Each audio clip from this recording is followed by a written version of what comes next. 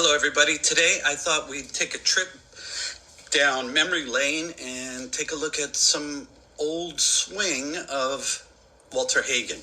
This swing is real interesting to me because of what they did back then. They had a little bit of different setup thoughts, and they have interesting waggles, and they always lifted their left heel off the ground. So let's take a quick peek at what we've got here.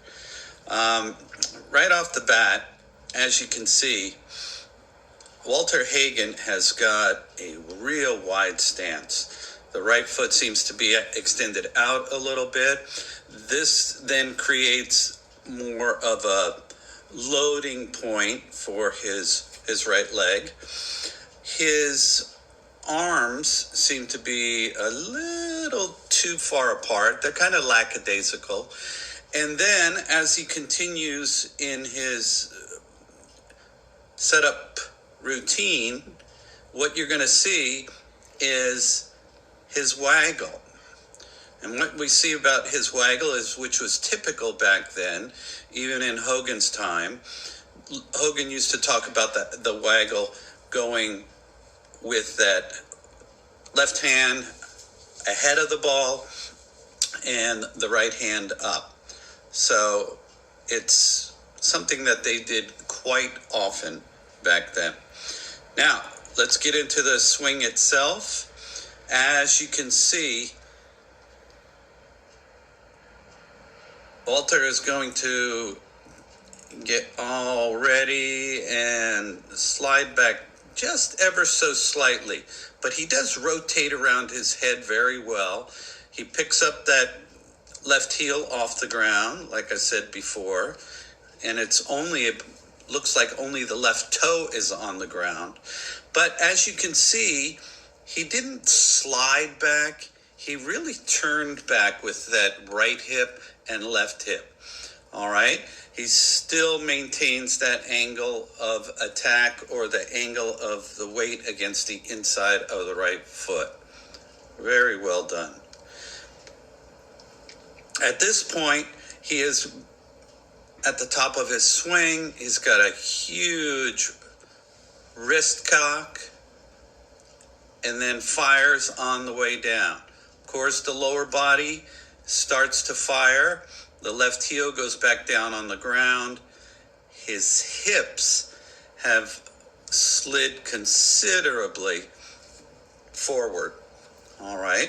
This allows him to get the base of his spine right where the ball is going to be, so he can get to that turning point, as John Schley used to talk about.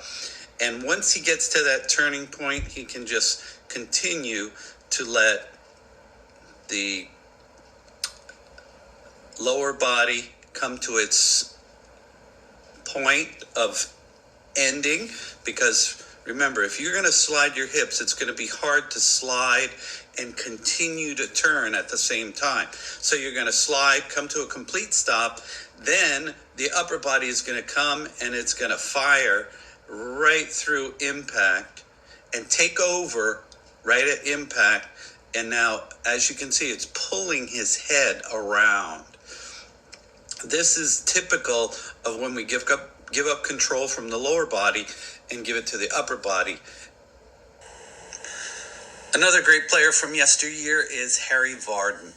He is probably more well known for his Vardon grip that he developed than anything else, although he was a great player from the British Isles. And what I want to point out that he had in his swing was probably one of the best swings at that time.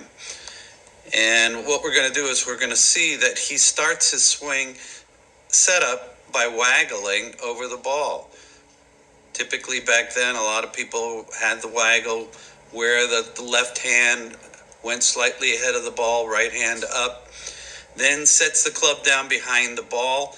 And what I want you to notice right here is typically a good setup with his left arm and the club shaft in line. I also want you to notice that his right leg has a slight angle to allow him to load up against the inside of the right foot.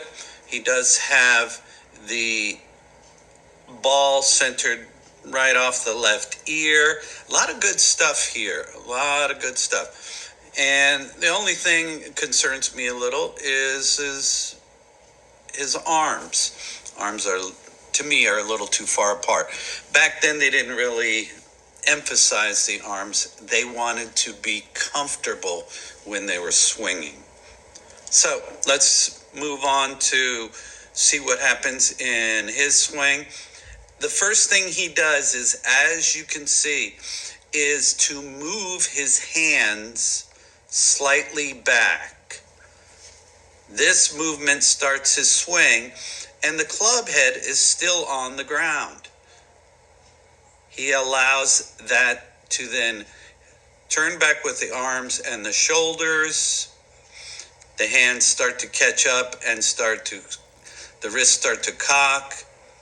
And by the time he gets to the top of his swing, he has created more of a bent left elbow.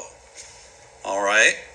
Bent left elbow, but also left heel off the ground and slightly loaded right side. This is what happened back then. A lot of the guys wanted to feel like their bodies were just comfortable. They didn't feel like they had to load as much as they do today. But what's going to be interesting in Harry's swing is, as he starts on the way down, as you can see, the left heel goes down on the ground, the left hip starts to rotate, arms and hands are coming down with the club. He fires at the ball slightly because his left hip has come to a complete stop. This is probably the beginning of what they used to talk about when they said hit against a firm left side. The left hip would stop. You would then allow your upper body to fire. As you can see, his upper body comes up slightly, or I should say his lower body comes up slightly and the upper body as well. Fires through the ball and then gets pulled around by the upper body to a finish. As you can see, he still has a little bit too much weight on the right side, because we can see that because the toe, it's almost like squishing a bug. You can see that he has turned, but he hasn't fully committed all the weight onto the left side. Does not have what we call the angle of the left foot, where the weight's on the outside of the left foot.